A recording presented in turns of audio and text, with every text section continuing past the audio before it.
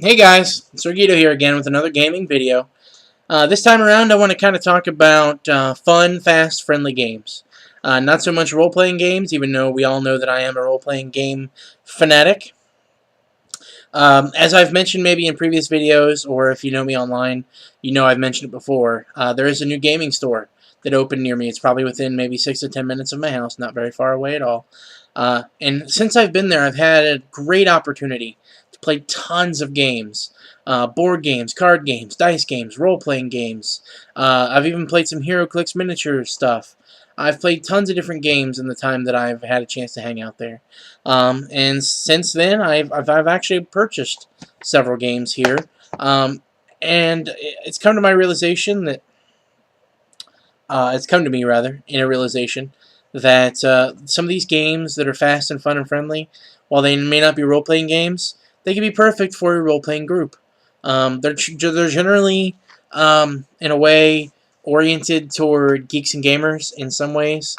Some of them aren't, but all of them are very much fun. So I kind of want to talk about a few of those right now.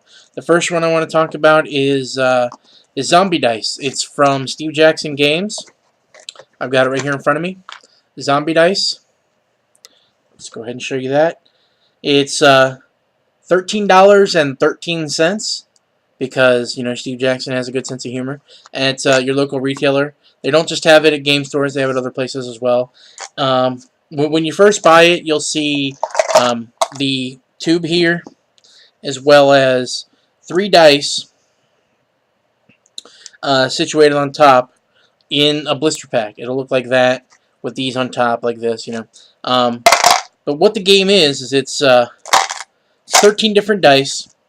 When you open it up, you'll have this rule sheet inside that explains the game, but you really don't need this sheet because it's extremely simple.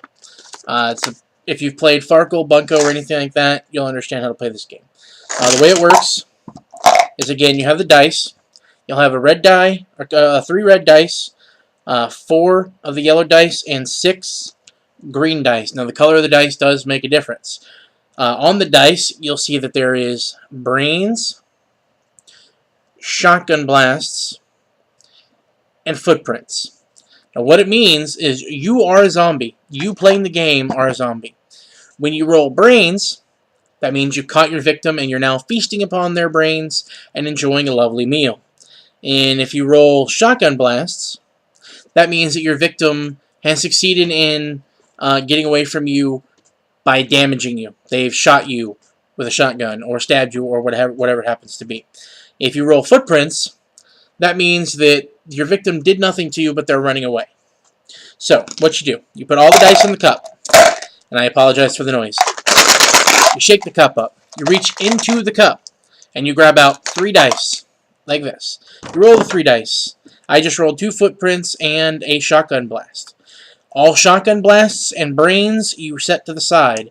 If you roll footprints, you keep those dice and grab more dice out of the cup so that you go back up to 3.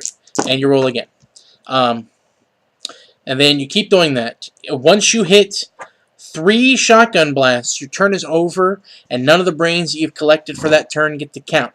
At any time, you can stop the turn when you wish. The first person to get to 13 brains, that's when the game will start to end. What I mean by start to end is any players that haven't gone that round get to still go until the end of the round. Whoever has the most brains at the end of that round is the winner. Now again, going back to the colors, the red ones, they have more shotgun blasts on them than anything else. The yellow ones have more footprints on them than anything else, and the green ones have more brains than anything else. So there is a bit of a strategy sort of in the game a little bit if you've already rolled your red dice and you've got them set aside as brains or shotgun blasts, and mostly what you have left is green dice in the cup. Then that means obviously that you have more of a chance to roll brains, and you might want to push your luck a little bit more to keep going. But it's a great game. It's fun. If you have an iPhone or an iPad, you can check out zombiedice.sjgames.com. They do have a free app for Zombie Dice on iPhones and iPads. Unfortunately, only iPhones and iPads. But still, it's a great game to check out. And one game of this, depending on how many players you have, lasts anywhere from 15 to 35 minutes, maybe. I've never had a game. I've had 6 players and never had a game last longer than like 40 minutes at the absolute most. But that's a good game to check out for fast, friendly games. Another game that I like that I found at the, again, local gaming store that they recommended is a game called Nuts. It's a very simple game. It's really easy to play. Let's see here. Let's check the box. Recommended for 2 to 6 players, 13 and up. Takes between 5 and 15 minutes to play a game. Now, even though they say you can play with 2 players, and you know it's definitely possible, I personally don't recommend it because it's actually kind of boring. But once you get 3 people or more, that's when it gets more fun. Open up the box. You'll get the Nuts rule sheet. Again, it's an extremely simple game, so you won't really need that too much. Inside the box, you'll have 2 decks. You have one deck, which is your standard action deck, and the backs of that look like this. Okay? And then that's the one that has all the different actions and things that are in the game that you'll need to do various things to the other players. And then you have your Nuts deck, and those look like this. A action card looks like this, and if you can read that from there, yes, that card does say mouthful of nuts.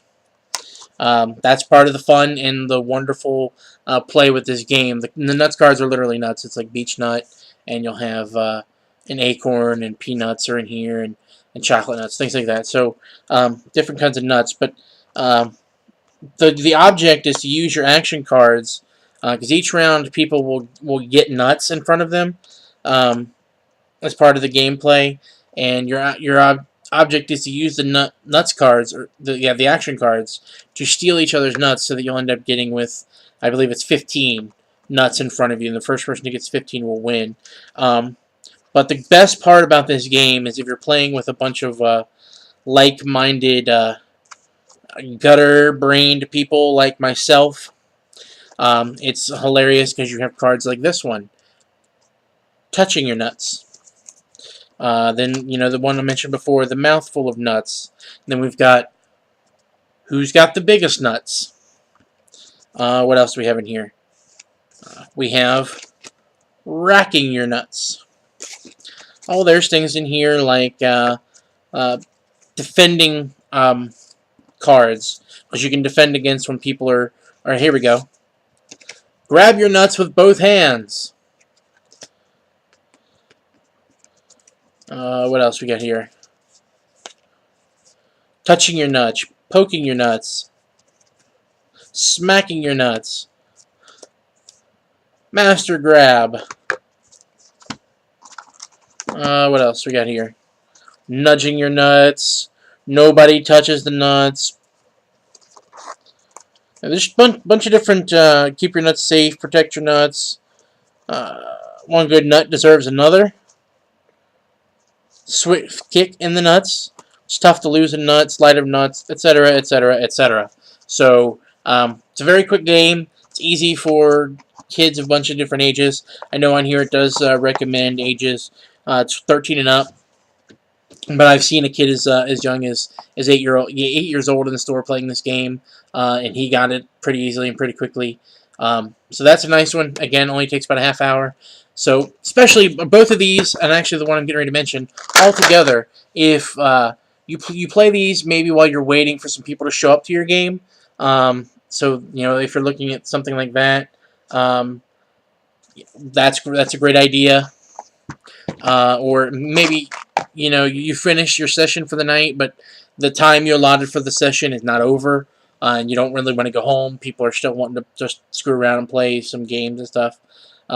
They're great for that. So is this last one. This last one I'm leaving for last because it's got to be the most hilarious idea for a game that I've ever seen. This game is called Pooh. Yes, that's a monkey on the front. Yes, this game is all about monkeys flinging poo at each other. It's a hilarious game. I've played this with people of all different ages. Just like the last one, this is expected for, or preferred for 2 to 8 players. 8 and up, 5 to 15 minutes to play a game of Pooh. Again, you open the box, got your rules here. Again, very simple, not very big. You just got one sheet on the rules. But the cards, again, you'll have action cards, event cards, blocking cards, defense cards, etc., etc. But we got some great Pooh related jokes in here. Like we have Bonzo Pooh, we have Mighty Joe Young Pooh, we have King Kong Pooh. There's Dip in the Pool is a great card. It's you take some Pooh counters off of yourself. Pellet Pooh. Yes, I said Pellet Pooh. Remember I said King Kong Pooh a moment ago? There's that one, King Kong Pooh. Screaming Mimis. There's different little events in here, like trying to find a couple of my favorites. Give me just a moment. There's a couple of them there. What else here? What else? We got Devil Pooh. Devil Pooh is a hilarious card. It's basically where everybody gets Pooh counters. We've got Montezuma's Revenge. Montezuma's Revenge card. It's you play it on someone right as they're getting ready to play a Pooh card on someone else, and that person will take 2 Pooh on themselves, and they can't do anything about it. Then there's a Cramp card. When someone's about to throw Pooh, they unfortunately get a cramp, and they doesn't end up doing anything.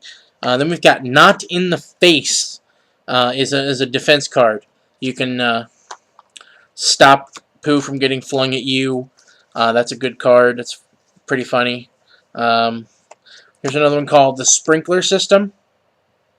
It's basically where it's just what it sounds. The sprinkler system comes on and starts rinsing everybody off, getting the Pooh off of them, taking the Pooh counters away. One of the things that's funny about the game, at least the way we play it, if you happen to buy this game, you just get these decks of cards. You don't get anything else. So you're normally spent, your time is normally spent, I should say, writing down everybody's Pooh totals. And one thing I've noticed in playing this game is that it goes very, very quickly unless you're using that method, using the pencil and paper method. Because if you use the pencil and paper method, you're changing constantly every single turn. Your Pooh totals are changing. So whoever's stuck keeping score, so to speak, is going to have a lot of time spent doing that. And I don't think that person's going to have as much fun. So what I've devised is a way to change that. Before I do that, I want to show my last couple of favorite cards here. We've got It's on the Lights, as in the Pooh is on the lights. We've got Buddy's Face.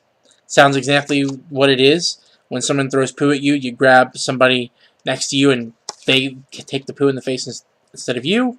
And lastly, my favorite card, Just a Fart. When someone is trying to play Pooh against you, you play that card, and it turns out that that Pooh's worth 0 because it wasn't a Pooh after all. It was just a fart. One of the things you'll notice that I want to point out real quick before I move on is that there's no actual Pooh shown on the cards. They try to keep that as kid-friendly as possible without being gross and graphic. Be that said, what I've found, as I was mentioning before, for counting the Pooh instead of pencil and paper, are these. Homemade Pooh counters. I just made them with some polymer clay. Just kind of rolled them out and spiraled them up like that. Just little piles of Pooh. I have 60 of them here in a bag, and this is what I use when I play the game, because it's much easier to keep track of your Pooh coming in and out. And that was a bad pun, I'm sorry. Anyway, your total's changing constantly from turn to turn. So look into some of these games. Again, we have Pooh, we have Nuts, and we have Zombie Dice. 3 great games that are wonderful and take very short amount of time to play. Another one that I enjoy that I don't own yet, I will be picking up soon, is Cthulhu Dice, also made by Steve Jackson Games. Also a very quick game and very much fun. So go check those out at your local gaming store. Spend some money, support them, and have fun. Play games.